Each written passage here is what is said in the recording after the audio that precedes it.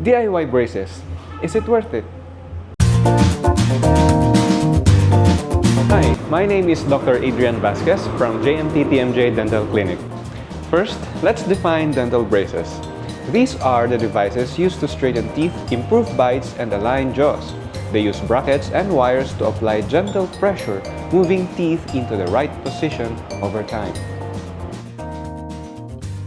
DIY dental braces might seem like an easy and affordable solution to straighten your teeth, but the risks can far outweigh the benefits.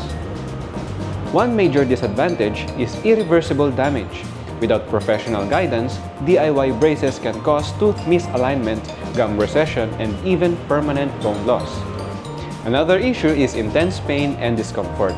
Materials like rubber bands, paper clips, or elastic strings used in DIY braces can apply uneven or excessive pressure on your teeth, leading to unnecessary suffering. DIY braces can also result in serious infections.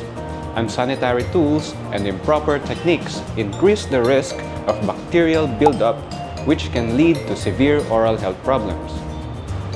The bottom line? Orthodontic treatment should always be handled by professionals. They have the expertise and tools to safely and effectively align your teeth. Think DIY braces will save you money? The truth is, they could cost you more in the long run. Repairing damage caused by these methods often requires expensive corrective procedures. Don't gamble with your smile. Consult a licensed orthodontist to ensure your teeth and your health are in good hands.